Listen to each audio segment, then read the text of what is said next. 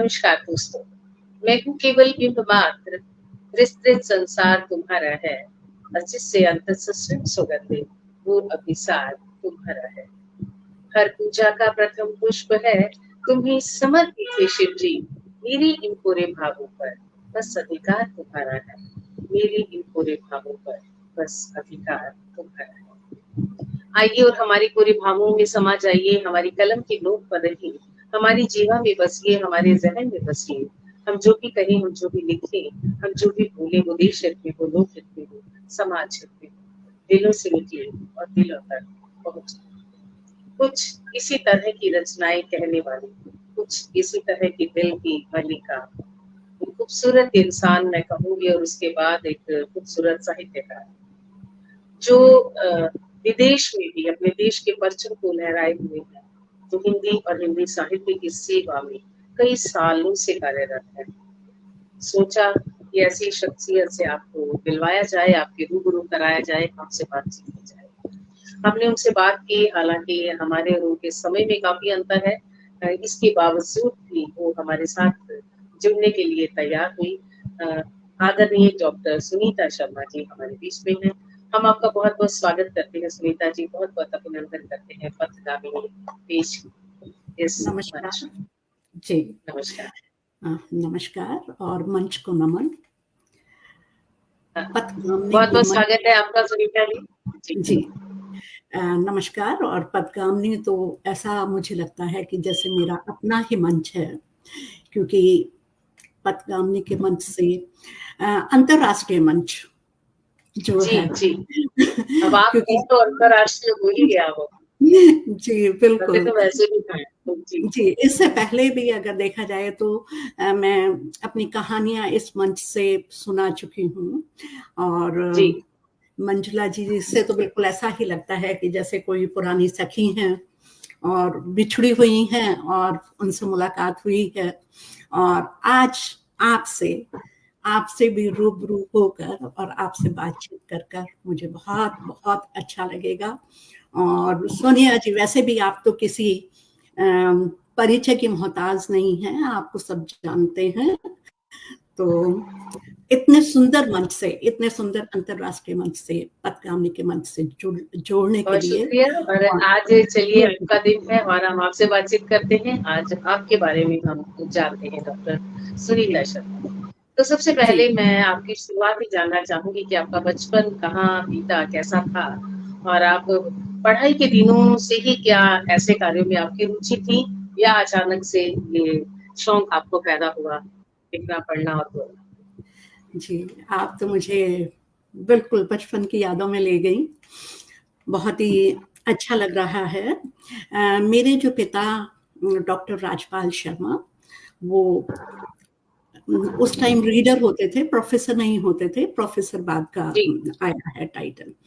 तो वो as a reader retire हुए और हिंदी की ही मतलब मोतीलाल नेहरू कॉलेज में, और मेरी बचपन की सारी शिक्षा दिल्ली की है। मैं शक्ति नगर में पैदा हुई, और तब भी दिल्ली यूनिवर्सिटी बहुत पास थी, पर तब तो मैं स्कूल में थी या बहुत छोटी थी, तब तो नहीं पता था कि दिल्ली यूनिवर्सिटी की स्टूडेंट बनूंगी। पर बहुत पहले की मुझे याद है, मतलब जो घटना एक मैं आपको सुनाना चाहूंगी। शायद मैं चौथी या पांचवी कक्षा में पढ़ती थी, और तब जो प्रतियोगिता होती थी, इंटर स्टेट प्रतियोगिता होती थी, तो उसमें मेरे टीचर जो थी मिसेस भसीन, मुझे आज भी याद है उनका नाम। तो उन्होंने मुझे सेलेक्ट किया था और उन्होंने कहा कि बुंदेले हर बोलों के मुँह, रानी लक्ष्मीबाई वाली जो कविता थी वो आपको सुनानी है, क्या आप कर पाओगे? बहुत छोटी थी तब मैं। तो मैंने कहा मैं कोशिश करती हूँ, और वाकई में दिल में इतना दुख लगी हुई थी। और गए हम लोग इस पे, तो जो मतलब अंतरराष्ट्रीय तो नहीं था, वो राष्ट्रीय मंच ही था। और पहली बार पांचवी कक्षा में मैंने बुंदेले हर बोलों के मुँह जो कविता मैंने सुनाई, उसके अंदर मुझे तृतीय पुरस्कार मिला। तो वहां से यादें आई। तो और और जब वो मिसेस भसीन थी, वो कह रही हैं सुनीता तुम बहुत अच्छा, मतलब वो लेकर गई थी, तुमने बहुत अच्छा बोला। तो मैंने कहा आपको नहीं पता मेरे दिल में कितनी धुक धुक हो रही थी। तो वो जी, जी, मैं समझ सकती हूँ। जी, तो क्योंकि हम बाद सभी जो राइटर हैं, कभी ना कभी ऐसे दौर से ज़रूर गुज़रे हैं कि जब भी हमने शुरुआत की है, तो वो तुक-तुक वाला में मामला तो रहा ही है। जी, बिल्कुल। तो वो सबसे पहला मेरा, मतलब जो मुझे याद है कि कहाँ से शुरुआत हुई, तो वहाँ से मैंने वो कविता बोली थी। पर तब तक लिखने वगैरह का कोई सिलसिला कुछ नहीं था, पर पढ़ने का सिलसिला था। मतलब जैसे 7वीं, 8वीं, 9वीं, 10वीं में मैं आई, तो वो बहुत बड़ी लाइब्रेरी होती थी घर में ही, क्योंकि पिता जो थे वो इसी लाइन में थे, और उस लाइब्रेरी को देखकर हमेशा मेरे मन में यही होता था कि मुझे ये पढ़नी है, किताबें पढ़नी है। तो उसी छोटी सी उम्र में मैंने अज्ञेय हैं, मतलब आपके निराला हैं, आपके पंछी हैं, मतलब महादेवी वर्मा हैं, तो सारे उपन्यासकार, प्रेमचंद जी हैं, और मुक्ति बोध हैं, मतलब बचपन से ही, मतलब एक तरह से। और क्या हुआ कि पिताजी ये बोलते थे कि भाई तुम्हें अपनी किताबों के ऊपर ध्यान करना हुँ, है, हुँ, अपनी किताबें पढ़नी है। तो कई बार ऐसा होता था कि जब गर्मियों की छुट्टियां होती थी, तो अपनी कोर्स की किताबों में भी छिपा छिपा कर वो जो उपन्यास थे या जो जी, कहानियां जी, थी, जी। वो छोटी सी ही उम्र में ये सब पढ़ डाले। और जब पढ़ डाले तो मन में एक उथल-पुथल सी होती थी। एक ये आता था मन में कि उन्होंने ये ऐसा क्यों लिखा है? और हुँ, इसको क्या दूसरी तरह से लिखा जा सकता है, या क्या उनके मन में रहा होएगा? तो बस वही छोटी-मोटी डायरीज़ लिखती थी मैं, मतलब अपने मन के भाव लिख लिए और वो कर लिए। तो और मुझे पता भी नहीं था कि वो कविता है या वो क्या है, बस मन के भाव होते थे। तो इस तरह से थोड़ा-सा लेखन से जुड़ाव शुरू हो गया। पर कभी वो ऐसा तो नहीं ठीक है सोचा। सुनीता जी, आप बिल्कुल ठीक कह रही हैं, लेकिन आप बहुत सी विधाओं में लिखती हैं, जैसे कि आप संस्मरण लिखती हैं, कहानियाँ लिखती हैं, लघु कथाएँ लिखती हैं, जी, हाइकू लिखती हैं, और एक जी, और विधा सदोका करके मैंने आपके बारे सदोका। में पढ़ा है, आप इस विधा में भी जी, लिखती हैं। जी, तो हमें जी। उस विधा के बारे में आप कुछ हमारे दर्शकों को बताइए कि वो कौन-सी विधा है? सदोका, है ना? सदोका, इस विधा सदोका। और इन विधाओं के बारे में क्या आपने कोई प्रॉपर किसी उस्ताद से जानकारी ली या आपने यूट्यूब से सीखा? कैसे सीखा आपने? जी, मुझे ऐसा लगता है जहाँ चाह होती है, वहाँ राह जी, होती जी। है। तो जब मैंने हाइकू लिखने शुरू किए, तो हाइकू में है जैसे कि, मतलब आपको पता ही होगा कि 5, 7, 5 ये वर्ण होते हैं, और जापानी विधा है। तो अब मैं हमेशा कंपैरिज़न करती थी, मतलब जैसे रहीम जी हैं, बिहारी हैं, उनके दोहे, हमेशा गागर में सागर वाली बात होती थी। तो जब ये नई विधा मेरे सामने आई हाइकू, मतलब नई नहीं है, जापानी विधा है, और बहुत जी, जी। लेखन कार्य इसमें हो रहा है, मतलब ऐसा नहीं है कि इसमें लेखन कार्य नहीं हो रहा, बहुत लेखन कार्य इसमें हो रहा है। तो अब क्या हुआ कि क्योंकि इंटरनेट आ गया था, और कोविड का समय था, और समय भी बहुत होता था, आप घर में ही थे, घर से कार्य कर रहे थे या नहीं कर रहे थे, तो उस समय ऐसा मन हुआ कि इस विषय पर और रिसर्च की जाए। तो जब और जी। ज़्यादा रिसर्च की और देखा, तो धीरे-धीरे मतलब थोड़ा-सा और इंटरेस्ट आया, तो हाइकू लिखने शुरू हुए। फिर हाइकू लिखने शुरू कर दिए, तो फिर लगा कि और कौन-सी विधा है इसके अंदर। तो फिर पता लगा कि सदोका भी है इसके अंदर, और सदोका जो है वो हमारी षटपदी की तरह है, कि मतलब जैसे षष्ठपदी रचना होती है, तो इसमें 5, 7, 7 फिर 5, 7, 7 इस तरह से। तो धीरे-धीरे सदोका भी लिखे। तो इस तरह से क्या हुआ कि मतलब ऐसी कोई शिक्षा नहीं ली, पर हाँ, रिसर्च ज़रूर इसके अंदर की, और रिसर्च रिसर्च। करने के बाद थोड़ा-सा ये लगा कि हाँ, इंटरेस्ट आ रहा है। और आप जानकर थोड़ी-सी हैरान होएँगी कि मतलब जैसे सुनीता के दिल से जो मेरा ब्लॉग है, औ और वहाँ पे मेरे बहुत सारे पाठक हैं, तो मैं उनको वैसे ही थोड़ा-सा रहती हूँ, उनसे कहती रहती हूँ कि आप भी कोशिश कीजिए, आप भी लिखिए। तो अभी कल ही मतलब जो मेरे पाठक हैं उनमें से एक महेश भारती जी हैं, जो कि बहुत अच्छे सुंदर सुंदर हाइकूज लिख रहे हैं। उनको मैं कह रही हूँ आप सदोका भी जी। ट्राई कीजिए, तो वो कह रहे हैं कि सदोका अभी टाइम लगेगा। पर अभी मेरे पास इसी हफ्ते एक और मैसेंजर पे मैसेज आया और उन्होंने बकायदा, भारती जी थी, उन्होंने कहा कि मैं भी ट्राई कर रही हूँ, आप देखिए कि कैसे हैं। और मुझे जानकर बहुत खुशी हुई। मुझे ऐसा नहीं लगता कि मैं किसी को इंस्पायर कर सकती हूँ, और जी, जब कोई जी, जी, वो इंस्पायर मैं समझ सकती हूँ। कोशिश जी, करता है तो बहुत अच्छा लगता है। तो ये बहुत दोनों ही, अच्छा। हाइकू और सदोका जो है, ये जापानी विधाएं हैं जिसमें कि जी, कार्य हो रहा है। हाइकूस में तो बहुत है, पर सदोका में भी बहुत काम हो चीज़ों का रहा में है। अभी कम है, इसीलिए मैंने इसकी चर्चा की कि ताकि जी हमारे आम दर्शकों तक हम इस बात को, इस मैसेज को पहुंचा सकें जी कि हाइकू से अलग उसी रीत पर चलते हुए हम इसके आगे भी कुछ काम कर सकते हैं। जी, तो जिनको बिल्कुल नहीं पता उनको अब पता लगेगा और वो गूगल देखेंगे या एक दूसरे की हेल्प जी, लेंगे। तो बिल्कुल एक बिल्कुल। अगर कोई विधा अगर लुप्त होने से बच सकती है हमारी कोशिश से, तो यही हम जी साहित्यकारों का काम है। इसीलिए मैंने जी, स्पेशली इस विषय को उठाया। और आप इस मंच पे भी आ चुकी हैं और वैसे भी आप बहुत सी कहानियाँ लिखती हैं और आप संस्मरण भी लिखती हैं। जी तो ये सब काम एक साहित्यकार होने के नाते मैं करती भी हूँ और पढ़ती भी हूँ। तो जी तब मेरे मन में एक बार प्रश्न आता है, कई बार मैं देखती भी हूँ कि बहुत से लोग जी संस्मरण को कहानी का रूप देते हैं। जी जैसे अपने आस-पास कोई घटना उन्होंने देखी और उसे ही जी एज़ इट इज़ लिख दिया और उसे उन्होंने कहानी कह दिया। तो जी। संस्मरण और कहानी में ये जो बारीक-सा अंतर है, आप इसे किस रूप में देखती हैं? हमारे दर्शकों को कुछ बताएँ। देखिए, मतलब मैं अपनी ही राय दे सकती हूँ यहाँ पर। जी, आपकी ही राय है। जी, तो संस्मरण में आप क्या है, जो घटना जैसे घटी है, उसको आप हूबहू उसी तरह से उतार देते हैं। और वो कहीं संस्मरण और रेखा चित्र तरह का बन जाता है, जबकि रेखा चित्र और संस्मरण भी एक नहीं है, थोड़े से अलग हैं। पर कहानी जी, में फिर भी आपको छूट होती है एक। कहानी में आप क्या करते हैं, अपनी कल्पना शक्ति को ले जी, आते हैं। और जब आपकी बिल्कुल, कल्पना बिल्कुल। शक्ति, तो अब फ़र्क क्या है दोनों में, मेरे हिसाब से ये फ़र्क है कि संस्मरण जैसा हुआ और जैसा आपने उस समय हुआ था और जिनके साथ जो व्यक्ति थे, जो, तो आप कहानी की तरह उसमें छूट नहीं ले सकती हैं। आप हूबहू उसी तरह से जब संस्मरण लिखेंगी, तो उसी घटना को उसी रूप में उतार देंगे।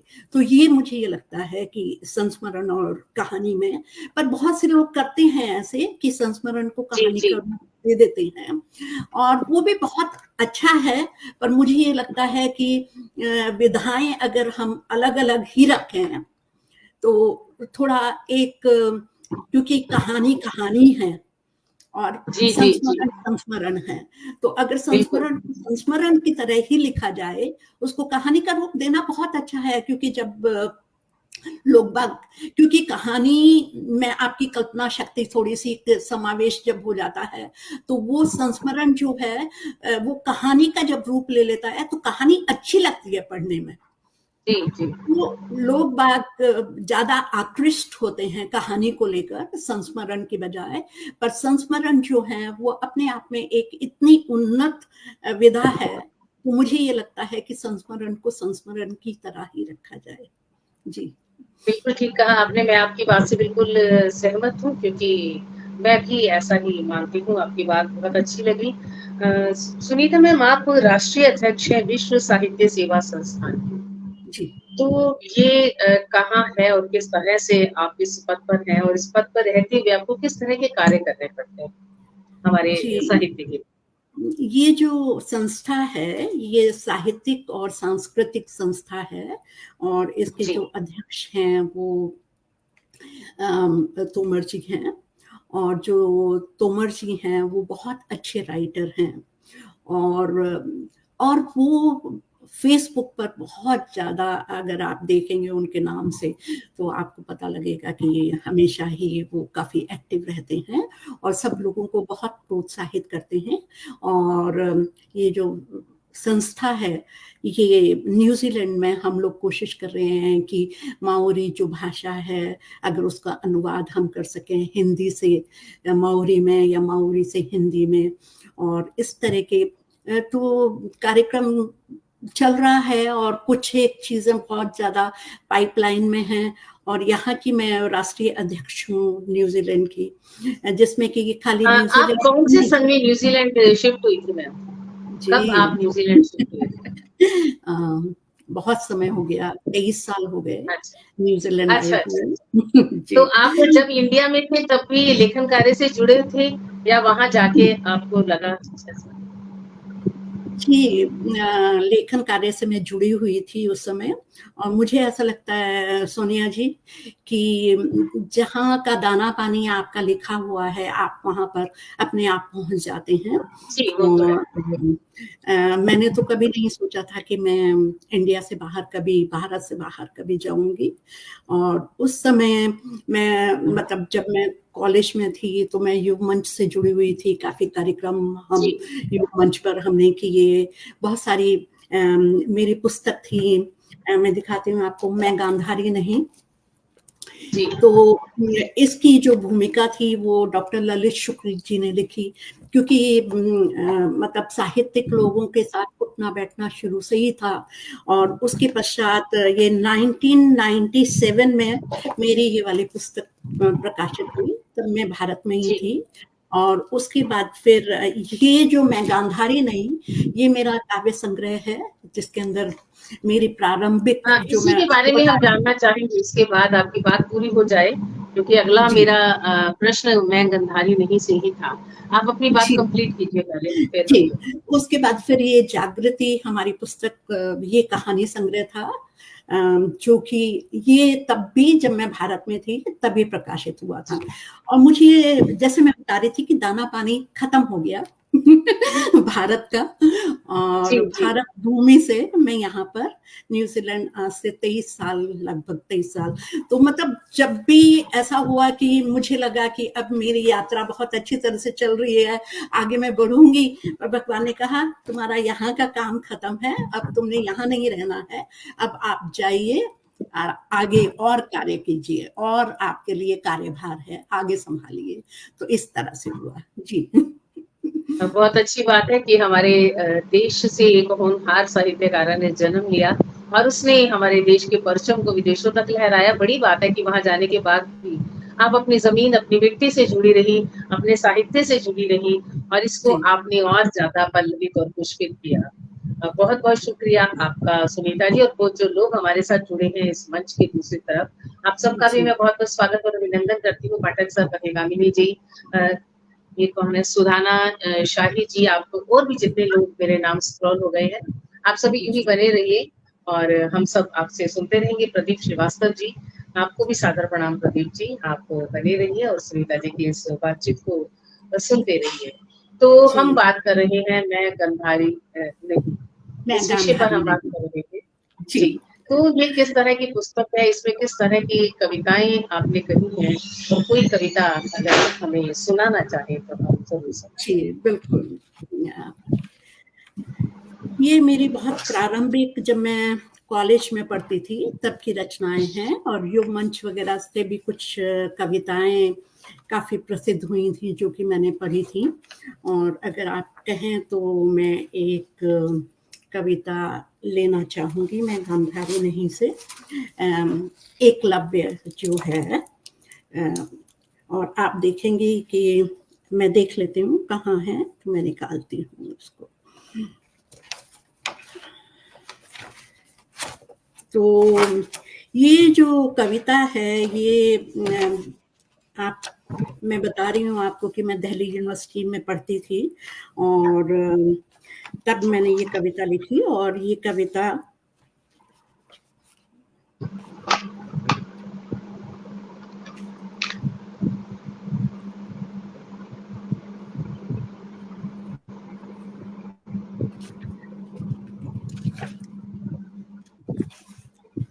काफी प्रसिद्ध हुई स्वागत थी। आप। अभी मैं निकाल ही रही हूँ, अभी मैं ढूंढ ही रही हूँ। कोई बात नहीं, आप कीजिए। और साधना जी, जी आपका बहुत बहुत स्वागत है, और जितने भी लोग जुड़े हैं आप सभी का स्वागत है, यूं ही बने रहिए। इसका शीर्षक ही बड़ा खूबसूरत है कि मैं गंधारी नहीं। जी। तो अनामी जी, आपका भी स्वागत है। प्रदीप श्रीवास्तव जी, आपका भी स्वागत है। जी मैम।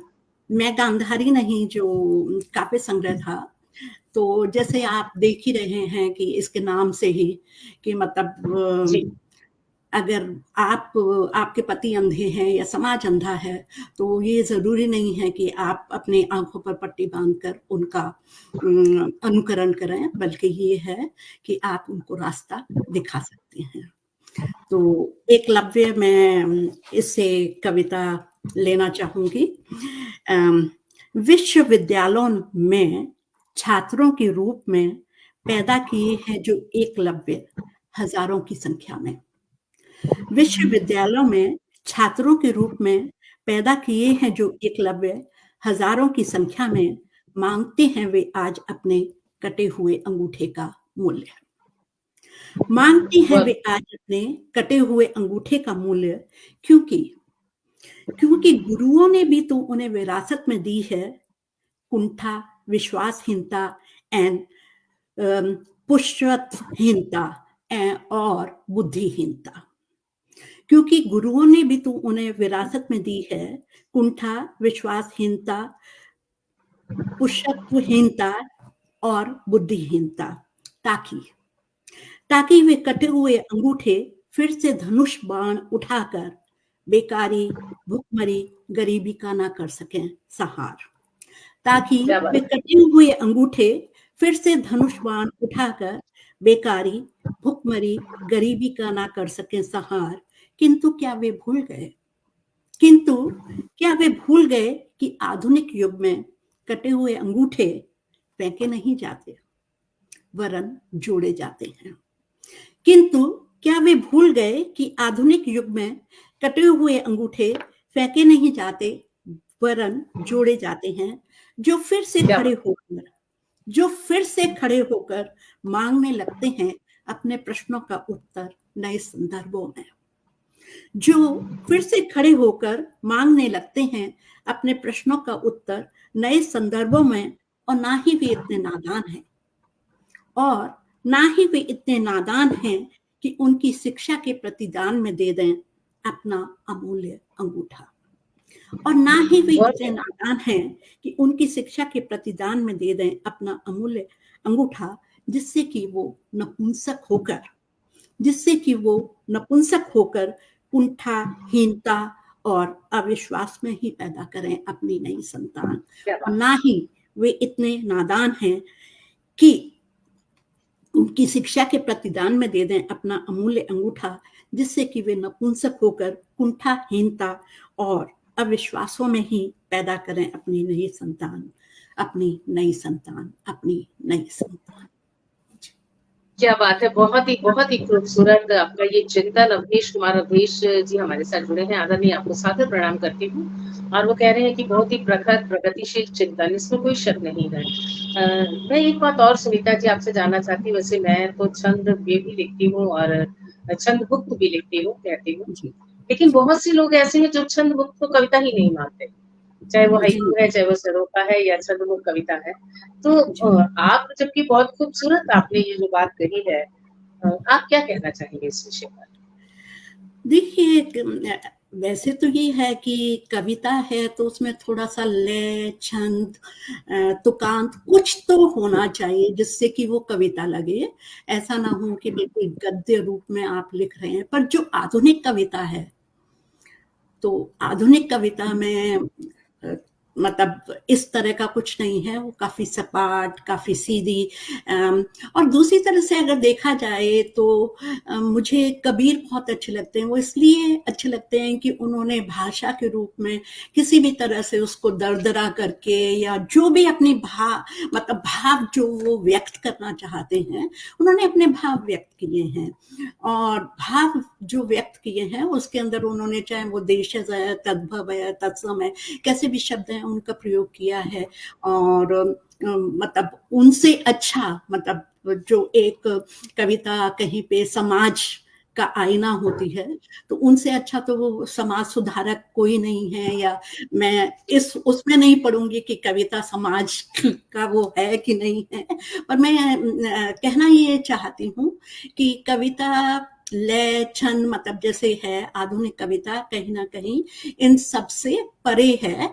और बिल्कुल सही। जहाँ आप अपने भावों की अभिव्यक्ति कर सकते हैं, अच्छी तरह से कर सकते हैं, दूसरा व्यक्ति आपको समझ सकता है, तो वो कविता कविता ही है, मतलब बेशक अच्छा ठीक है। कह रही हैं। जी, तो मुझे तो ऐसा गद्य लगता तो नहीं ना, गद्य और पद्य में अगर आप कहानी, संस्मरण और लघु कथा की बात करती हैं और अभी जो आपने सुनाया, इनमें फ़र्क तो है ही।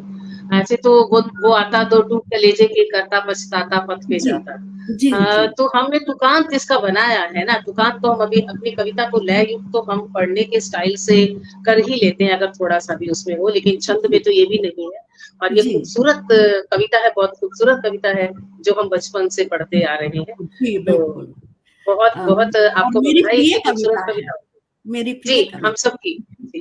जी, अवधेश कुमार अवधेश जी कह रहे हैं, वस्तुतः कविता में संप्रेषणतियाँ आवश्यक होती है आदरणीय। बिल्कुल ठीक कहा आपने। बिल्कुल सही अगर दिल बात है। के निकले भाव दिलों तक पहुँच जाएँ, और हमारे जो, बल्कि मैं ये मानूँगी कि छंद में डालने के लिए, हालाँकि मैं खुद गज़ल कहती हूँ, गीत कहती हूँ, दोहे कहती हूँ, और अभी इसके बाद जो मेरा प्रोग्राम है वो गज़ल और दोहे का ही है, जो सभी मात्रा और छंद में होने वाला है। तो जी, इसके बावजूद भी छंदमुक्त मैं बहुत लिखती हूँ, तो वो भी लिखना कई बार इतना मुश्किल हो जाता है, कई बार छंद में ढालने के लिए, जी, 2 बाय 2, 2-1-2-1-2 में लाने के लिए हम अपने भाव के बिल्कुल। साथ समझौता कर लेते हैं। जी, क्योंकि वो बिल्कुल। बहर में नहीं आ रहा, तो हमें किसी न किसी शब्द के साथ समझौता करना पड़ता है। लेकिन जी, छंद मुक्त कविता में ऐसा नहीं होता, अपने पूरे भावों को हम पूरी तरीके से पाठकों तक, दर्शकों तक, सुनने वालों तक पहुँचा सकते हैं, और इसके लिए भी जी, पूरी मेहनत लगती है, मैं आप सबको ये बात ज़रूर बताना चाहूँगी। बहुत और एक सुंदर, बात बहुत आपके बारे में हमने जानी है, शायद टिंकू सुनीता जी, कि आपने 35 लेखकों का एक प्लेटफ़ॉर्म बनाया, वो क्या था? और वो किस तरह से लेखकों को जोड़ा, किस तरह के जी, लेखक हैं? हमें उसके बारे में भी कुछ बताएँ। जी, बिल्कुल। देखिए, मैं प्रवासी भारतीय हूँ, और प्रवासी बेशक, भारतीय होने के कारण मेरे मन में हमेशा ही ये रहता है कि हम कैसे हिंदी को यहाँ न्यूज़ीलैंड में, अभी तो ख़ैर मैं ऑस्ट्रेलिया आई हुई हूँ, तो हम किस तरह से एक प्लेटफ़ॉर्म दे सकते हैं, हम कैसे अपने बच्चों को ये धरोहर सौंप सकते हैं। हिंदी एक भाषा, हिंदी एक संस्कृति, हिंदी पूरा का पूरा भारत, मतलब एक जो नेतृत्व करता है। तो जब आप भारत में रहते हैं, तो भारत में तो जो कार्य हो रहे हैं, जैसे कार्य हो रहे हैं, बहुत मतलब सराहनीय हैं। पर जब मैं बेशक। यहाँ पर न्यूज़ीलैंड में आई, तो न्यूज़ीलैंड में हमेशा मुझे ये लगता था, एक तो बच्चे तब छोटे ही थे, तो ये लगता था कि हमारी संस्कृति ना भूल जाएँ, हमारी, और सबसे पहली बात ये है कि अगर आपने संस्कृति या किसी देश के ऊपर प्रहार करना है, तो सबसे पहले आप उसकी भाषा को काट दीजिए, तो अपने आप वो संस्कृति लुप्त हो जाएगी। तो अब क्या था कि मन में हमेशा ये रहता था कि बच्चों को प्रोत्साहित करना है, अपने ही बच्चों को नहीं, यहाँ पर जितने और भारतीय हैं, जो फिजी के बच्चे हैं, और मैं एक ऐसा प्लेटफ़ॉर्म कायम करना चाहती थी, जहाँ पर हमारे जो कीवी बच्चे हैं, क्योंकि हम न्यूज़ीलैंड से हैं, तो हम कीवी कहलाते हैं। तो जो कीवी बच्चे हैं, वो भी हमारी भारतीय भाषा को सीखें। तो उस तरह से मैंने कार्य करना शुरू किया, और फिर मुझे एक मौका मिला जिसमें कि एक प्लेटफ़ॉर्म निर्दलीय, जिसमें प्रवासी भारतीय के बहुत सारे, जो यूके से दिव्या माथुर जी हैं, और इला जी हैं यूएसए वगैरह से, तो ऐसे 35 साहित्यकार, चाहे वो भावना कुँवर जी, प्रगीत कुँवर जी, वो भी जी, उसमें जी, उन्होंने किया, मतलब उसके विविध, मतलब विविध जो भी देश थे, उन देशों को प्रतिनिधित्व करते हुए हम लोगों ने संकलन निकाला, जो कि निर्दलीय का, और उसको हमने क्या किया था, 10 जनवरी को हमने उसको पब्लिश किया। और यही नहीं था, हमारे पास इतनी ज़्यादा रचनाएँ आ गई थी कि हमें वो अंक जो था, 1 जनवरी का अरे अंक वाह! निकालना, और फिर उसके बाद भी इतने सारे हमारे जो मंच के लोग थे, और जो प्रवासी भारतीय थे, उनकी रचनाएँ जो थी, वो अभी भी हमारे पास थी। तो हमने फिर 1 फरवरी वाला भी अंक निकाला। तो इस तरह से बहुत सारे लोगों को, जो प्रवासी भारतीय थे, उनको एक प्लेटफॉर्म देने की कोशिश की, और जो कि प्रवासी भारतीय विशेषांक निर्दलीय, तो उस तरह से कोशिश की। और यहाँ पर भी मैं क्या करती हूँ कि जो हमारे भारतीय बच्चे हैं जो लिखते हैं, उनको भी किसी ना किसी प्लेटफॉर्म से जोड़ने की कोशिश करती हूँ। तो जी, बहुत अच्छी बात। जी। तो वही मैं कहना चाहती हूँ हमेशा से कि सरहद पे जाके लड़ने वाले ही सिर्फ देशभक्त नहीं होते हैं, देश प्रेम सिर्फ उन्हीं के अंदर नहीं है। उससे अलग ज़मीन पर रहकर जो अपने देश के हित के लिए सोचते हैं, अपनी संस्कृति के हित के लिए सोचते हैं, अपनी भाषा के हित के लिए सोचते हैं, वो भी किसी देशभक्त से कम नहीं है। उनमें से एक है हमारी सुनीता शर्मा जी। सही कह रही हैं साधना जी, आज इंडिया में रहकर लोग कहते हैं कि मेरी हिंदी थोड़ी ठीक है। हाँ, वो शायद अपने आप को शेक्सपियर समझते हैं। बिल्कुल ठीक कह रही हैं आप साधना जी। तो वही बात है, मैं हमेशा से कहती हूँ, जो बड़े होते हैं वो बड़े ही होते हैं। उनको अपना बड़प्पन गाकर सुनाना नहीं पड़ता है। उनके बिहेवियर से, उनके बोलचाल के तरीके से पता लगता है कि वो सही में सुलझे हुए और बड़े साहित्यकार हैं। जी, आप कुछ कहना चाह रही हैं? जी, मेरी कोशिश ये रहती है कि मतलब जो भाषा है और जो भारत है, इतना बड़ा समुद्र है, इतने राइटर्स हैं, इतने लेखक हैं, इतने कवि हैं, तो अगर उसमें एक छोटी-सी बूँद सुनीता, एक छोटी-सी बूँद समुद्र में कहीं पर, मतलब उस तरह से जैसे गिलहरी क्या कर रही थी, रामचंद्र जी को अपना बस लेट-लेट के उसने जो रेत लगाई, उसी से वो समुद्र में अपनी सहायता कर रही थी। तो मुझे ये लगता है कि अगर एक छोटी-सी बूँद भी मैं कर सकूँ अपने कर्तव्य हिंदी के प्रति, कहीं दे सकूँ, बस वही है, और वही कोशिश जारी है। देखिए कहाँ तक कामयाब होंगे, क्या होगा। तो जी। सुनीता जी, आप जानती हैं जैसे कि, और मैं भी कहती हूँ और सभी लोग इस बात को जानते हैं कि कोशिशें ही सफल होती हैं। जो चला ही नहीं वो मंजिल तक कैसे पहुँचेगा। आप कोशिशें करते रहिए और हम लोग आपका साथ देंगे और आप हमारा साथ देते रहिए। यूँ मिल-जुल कर कारवां बनता रहेगा और हम अपने साहित्य और हिंदी की सेवा करते रहेंगे। हिंदी के प्रति आपका समर्पण आज सराहनीय कदम है, बिल्कुल उसमें कोई शक नहीं है। आपको बहुत से सम्मान मिले हैं सुनीता जी। विश्व साहित्य शिखर सम्मान आपको मिला है। मुंबई विश्व अकादमी प्रवासी भारतीय सम्मान आपको मिला है। लैंग्वेज एंड कल्चर ट्रस्ट द्वारा भी आपको सम्मानित किया गया है और न्यूजीलैंड में आप वैकल्पिक रूप से भी कार्य करते हैं। किसी एक खास आप सम्मान के बारे में कोई अपना संस्मरण हमें बताएं जो आपके लिए यादगार बन गया हो। वैसे तो हर सम्मान यादगार होता है, पर हम सभी सम्मानों की यहाँ चर्चा नहीं कर सकते। तो 1 या 2 सम्मान जो भी आप हमें बताना चाहें, ज़रूरी समझें, आप सबसे अच्छे लगे हो, आप बताइए। जी, बहुत-बहुत धन्यवाद उसके लिए। हुआ क्या था कि हमारी यात्रा चल रही थी और मैंने आपको बताया था कि 2 पुस्तकें मेरी वहाँ पर प्रकाशित हुई थी, और उसके बाद फिर न्यूज़ीलैंड आ गए। और न्यूज़ीलैंड आने के बाद क्या हुआ कि घर गृहस्थी, और फिर एक और यात्रा है यहाँ पर कि भई आपने रोज़ी-रोटी के लिए भी कुछ करना है।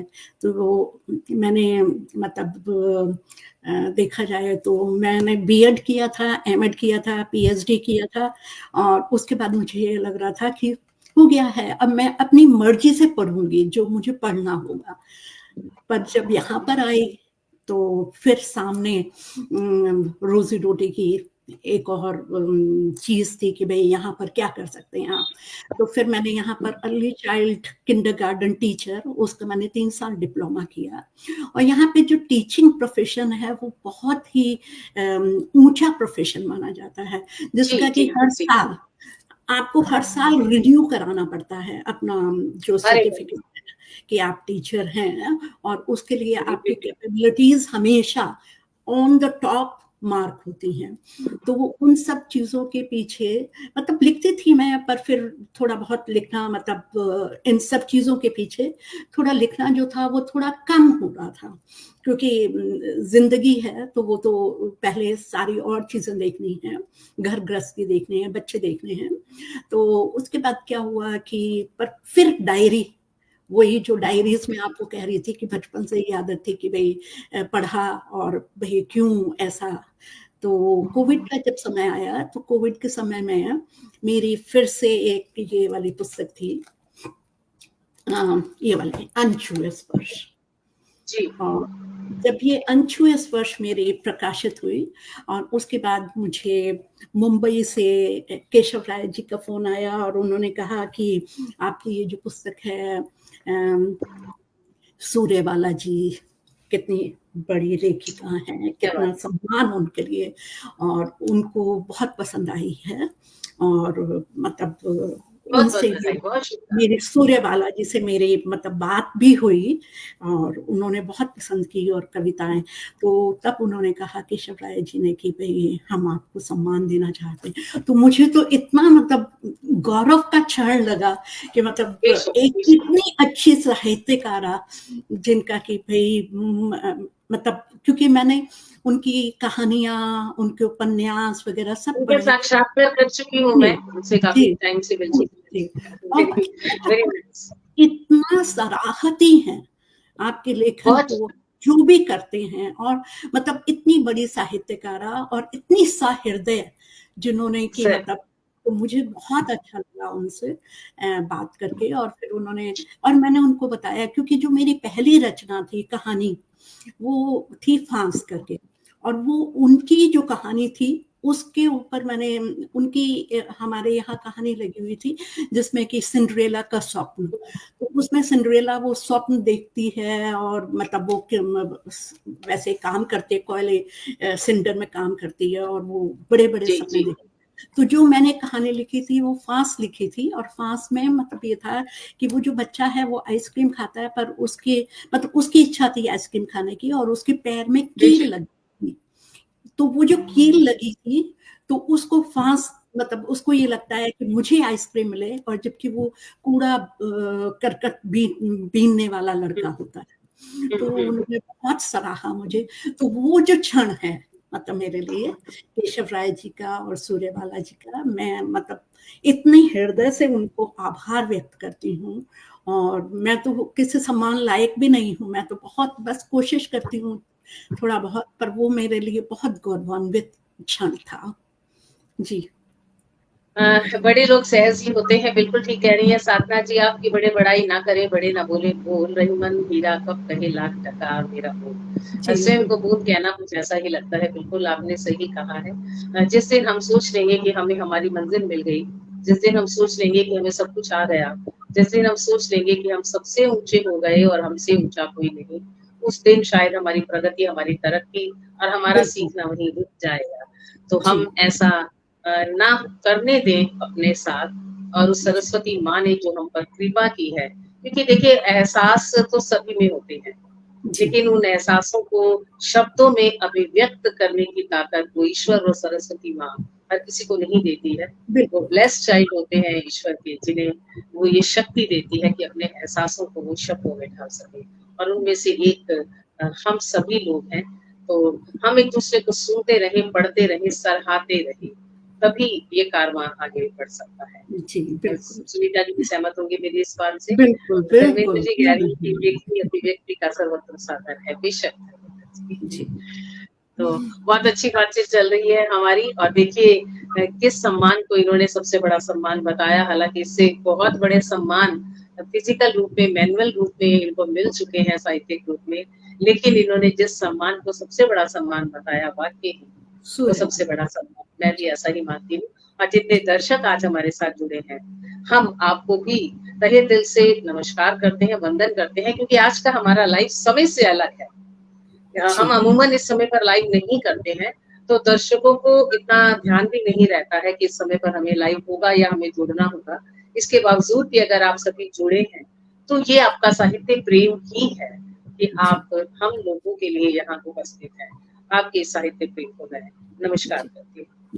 तो आप हमें कुछ अपनी विदेशी उपलब्धियां बताइए कि वहाँ आपको किस तरीके से आपके साहित्य को लिया जाता है, या यहाँ या वहाँ के जो साहित्य प्रेम है उसमें क्या अंतर है आप देखती हैं? जैसा कि सोनिया जी आप जानती हैं कि सुनीता के दिल से जो मेरा ब्लॉग है, उसमें करीबन 45,000 मतलब के करीबन लोग हैं, जी 44,690 समथिंग।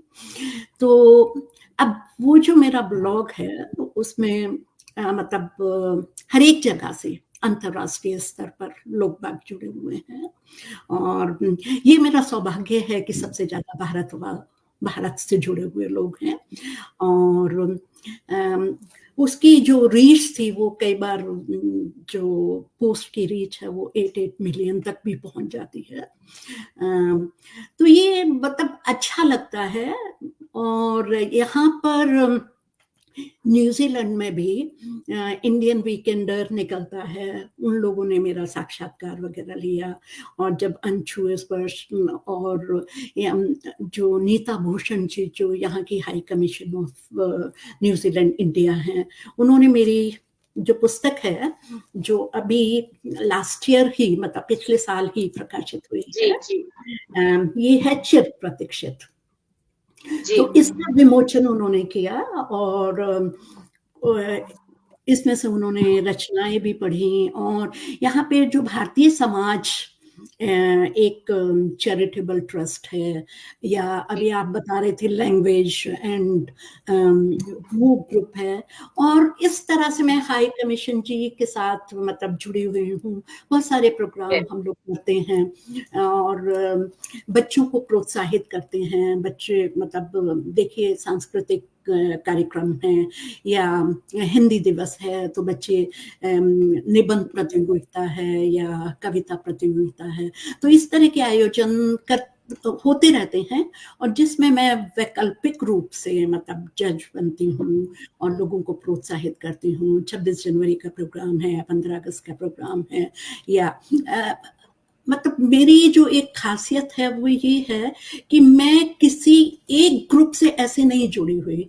मतलब मुझे ये है कि हाई कमीशन जी के द्वारा जुड़ी हुई हूँ, वहाँ जो भी प्रोग्राम ऑर्गेनाइज होएगा जब उनके साथ में है और उसके अलावा जितने भी ग्रुप हैं जिनको भी हिंदी जहाँ होगी, भाषा जहाँ होगी, संस्कृति जहाँ होगी, मैं वहां पर अपने मतलब अपने आप पहुंच जाती हूँ। बना लेती। वेरी गुड, बहुत मुझे ये लगता है कि हिंदी जो है, भाषा जो है, संस्कृति जो है, तो क्यों ना हम अपने आने वाले बच्चों को इस तरह से दें कि वो भी गौरवान्वित महसूस करें कि भारतीय संस्कृति इतनी अच्छी है, हमारी भाषा इतनी अच्छी है, इतनी सहज है।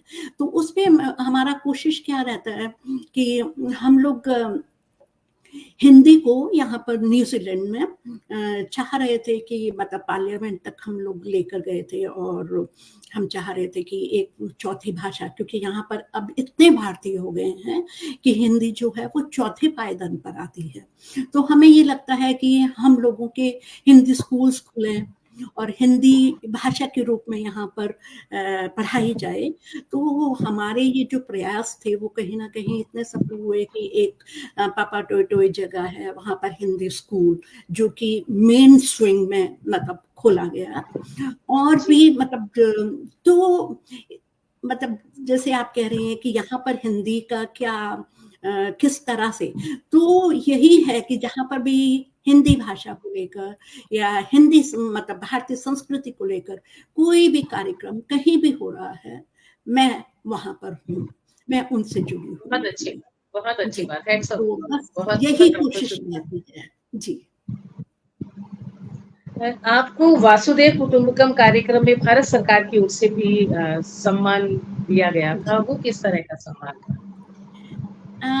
सबसे पहले तो उन्होंने उस कार्यक्रम के लिए बुलाया था कि आप जुड़िए और आप बताइए कि न्यूजीलैंड में किस तरह का हिंदी को प्रोत्साहित कर रहे हैं, हिंदी का क्या कार्यक्रम चल रहा है और उन्होंने बाकायदा बुलाकर तो हिंदी की जो मेरी कविता थी वो मैंने हिंदी देश प्रेम पर मैंने वहाँ पर कविता पढ़ी थी जिसको कि लोगों ने बहुत बहुत सराहा था और लोगों को बहुत अच्छा लगा था और उन्होंने ये कहा कि मतलब जो साहित्यिक पत्रिका थी तो वो वहाँ पर उन्होंने जो कविता थी उसको वहाँ पर उन्होंने प्रकाशित भी किया। वेरी गुड जी। और आपके एक खास प्रोग्राम के बारे में हम चर्चा करेंगे, बस हमारा समय होने वाला है। उससे पहले उसके उस चर्चा के बिना हमारी ये कार्यक्रम अधूरा रहेगा। सुनीता के दिल से ब्लॉग, ये आपने जी कब शुरू किया और क्या सोच के शुरू किया और ये मिलियंस तक कैसे पहुंचा? और प्लीज मुझे इसका एक लिंक आप व्हाट्सएप पे जरूर शेयर कीजिएगा जी और मैं जी जरूर इसको देखना और सुनना जी चाहूंगी। जी बिल्कुल। ऐसा कभी सोचा नहीं था, मतलब मैं तो मत बहुत साधारण सी हूँ, और कभी मतलब फेसबुक वगैरह चला लिया, वो भी मेरे लिए बहुत बहुत होता है। तो जब मैं लिखती थी तो हमारे कुछ मित्र थे, उन्होंने ये कहा कि भई तुम अपना ब्लॉग क्यों नहीं शुरू करती? तो मैं यूट्यूब पे तो थी, मतलब कभी-कभार जाती थी जबकि कार्यक्रम मतलब ऐसा होता था कि कोई कविता अपनी आवाज़ में आपने ऑडियो रिकॉर्ड की और लगा दी यूट्यूब पे। तो उन्होंने कहा यूट्यूब तो ठीक है, आपको ना अपना ब्लॉग भी शुरू करना चाहिए। तो मैं कहा अब मेरे लिए तो काफ़ी नई चीज़ है भई, मैंने ऐसा कभी कुछ किया नहीं है। तो उन्होंने कहा अच्छा शुरू कर देखो। तो जब नाम की बात आई तो समझ नहीं आ रहा था कि नाम क्या करें? तो ऐसे था कि मतलब जैसे आदरणीय नरेंद्र मोदी जी मन की बात करते थे, तो ऐसे ही जी दिमाग जी। में आया कि भई सुनीता के दिल से करते हैं मन की बात, तो सुनीता के दिल से मन की बात होगी, इस तरह जी से सोचा। तो बस वो ब्लॉग शुरू किया, तो मुझे नहीं पता था कि मतलब वाक़ई में वो इतना अच्छा रहेगा या कुछ। धीरे-धीरे उसके सदस्य बढ़ते चले गए, और जब भी मैं लिखती हूँ मतलब मेरी भाषा बहुत साधारण होती है, बहुत सरल होती है। बस मन से, जैसे मन की बात कर रहे जी हैं। जी, जैसा आपने विषय रखा वैसा ही रहा। जी, और मतलब मुझे खुद हैरानी है कि मतलब जो मेरे पाठकगण हैं, उनको क्या अच्छा लगता है। और मतलब जैसे अभी मैंने आपको महेश भारती जी का नाम लिया था, एक और गोपाल राजपूत जी हैं, जो कि बहुत उससे फ़ॉलो करते हैं और उनके कमेंट्स भी बहुत अच्छे होते हैं, और भी बहुत सारे फ़ॉलोअर्स हैं, मतलब पर कुछ नाम ऐसे याद हो जाते हैं, जो कि आपको बाकायदा मतलब इतना फ़ॉलो करते हैं। बाकायदा, हाँ, हाँ, इंतजार रहती है जिनको। जी, उनको राइट। इंतज़ार है। तो अब सुनीता के दिल से जो ब्लॉग है, वो इतना, मुझे नहीं पता कि कहाँ से इतना, मतलब भगवान का ही कर्म है, ईश्वर का कर्म बेशक। है, जो कि उन्होंने एक छोटे से साधारण सी मतलब इतना कोई खास भी नहीं लिखती हूँ, पर लोगों को अच्छा लगता है शायद सुनीता के दिल से, मतलब अपने दिल से लिखती हूँ तो शायद पाठकों के दिल तक पहुँचता है। और होता ये है कि जब तक मैं पोस्ट ना लगा लूँ, मतलब लोग बाग इतना इंतज़ार करते हैं पोस्ट का, कि क्या अगर बात है, 1-2 क्या दिन बात भी है। पोस्ट ना लगे तो उनको मतलब उनके संदेश ही आ जाते हैं कि भई आप संदेश याद। ठीक-ठाक हैं, क्या है? मतलब तो मतलब ये ईश्वर की कृपा है, सरस्वती माँ की कृपा है, जो कि उन्होंने मुझे एक प्लेटफ़ॉर्म दिया है कि जहाँ पर मैं अपने दिल की बात कहती हूँ और लोगों के दिल तक पहुँचती है, बस यही है। पर हाँ, उसकी ये जो रीच थी वो 8 मिलियन पोस्ट की, और बहुत बहुत शुक्रिया। फॉलोअर्स भी बहुत हैं। पर मुझे नहीं पता कि ख़ासियत क्या है, ये तो शायद लोग बाग ही बता पाएँ कि उनको क्या अच्छा लगता है वहाँ पर। पर बाकी सरल भाषा में खासियत तो यही है आपकी सिंप्लिसिटी, आपकी साधारणता, जो मैं आपसे बात करते हुए भी देख पा रही हूँ और लोग भी महसूस कर पा रहे होंगे। जब इसका नाम ही है मन से, और हमारे इस देश में 70% लोग मीडियोकर ही हैं, येलो मीडियोकर है, जो मन की बातें समझना या मन की बातें करना जानते हैं, जी, तभी तो हमारे आदरणीय मोदी जी ने भी मन की बात की।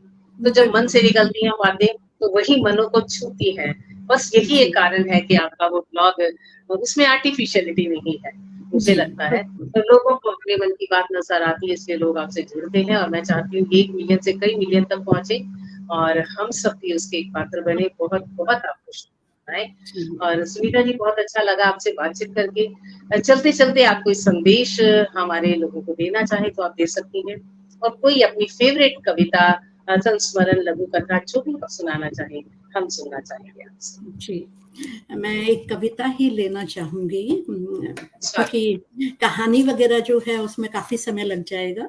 जी, तो जी। वैसे मैंने बताया आपको कि मैं छोटी-छोटी क्षणिका भी लिखती हूँ, तो पहले एक जी, जी, क्षणिका आप क्षणिका सुनाइए पहले जी। जी।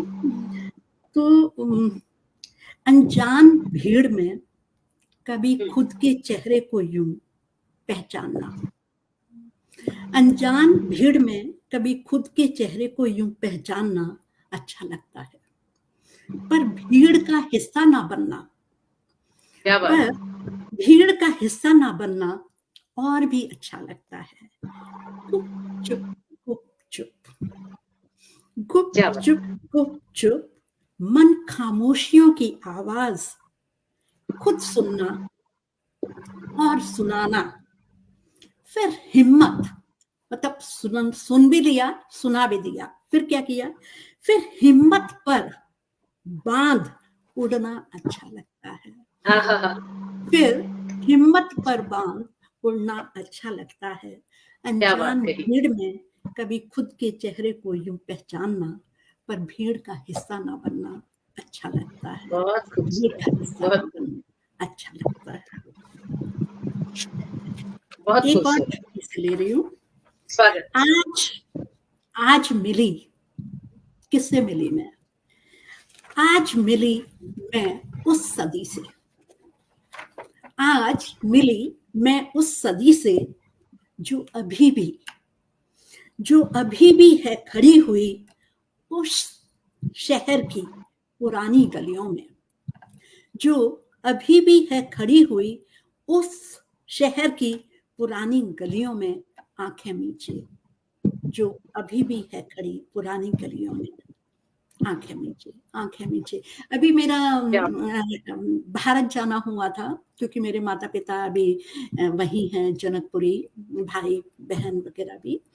तो तब ये वाली जो क्षणिका है छोटी सी, कि आज मिली मैं उस जी, सदी से जो अभी भी है खड़ी हुई उस शहर की पुरानी गलियों में, आंखें मीचे। क्या बात, तो क्या बात तो है। बहुत मतलब अच्छा लगा तो जब मैं यही बातें हैं जो आपके दर्शकों को छूती हैं, क्योंकि आप नेचुरल बात करती हैं, सच्ची बात करती हैं, सबके मन की बात करती हैं, ज़मीन से जुड़ी बात करती हैं, जी जिसमें अतिशयोक्ति अलंकार कम है। तो ये बातें अपने जी आप ही मन को छूती हैं और बहुत अच्छी लगती हैं।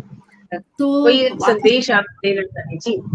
जी बिगड़ते वक्त बच्चे को, बिगड़ते वक्त बच्चे को खिलौना जिंदगी दुकान पर ले जाकर, हाँ, हाँ। खिलौना जिंदगी दुकान पर ले जाकर चाहत सपना, चाहत सपना दिखा, बिगड़े वक्त बच्चे को खिलौना जिंदगी दुकान पर ले जाकर क्या दिखाया मैंने, चाहत सपना दिखा और उसे दिलाने का वादा किया। जी, चाहत सपना दिखा, दिलाने का कर वायदा, फिर मैंने आज फुसलाया, फिर मैंने आज क्या बात! उसे फुसलाया, बहुत फिर सुंदर, मैंने आज उसे फुसलाया। जी क्या बात है! एक अगर समय है तो एक कविता मैं थोड़ी बड़ी ले लूं कि आप आपको लग रहा है? सुनाइए कि ये आखिरी कविता हम आपसे सुनते हैं, कोई बात नहीं, सुनाइए। जी, प्यार वाली कविता सुनो। जी, जी, बेशक, बेशक, प्यार के बिना तो कुछ है ही नहीं ना दुनिया में। जी, एक सेकंड मैं ढूंढती हूँ प्यार वाली कविता, फिर आपको सुनाती हूँ। क्योंकि ये जो कविता है ये काफी मेरी मतलब फेसबुक पर जो पसंद की गई लोगों को।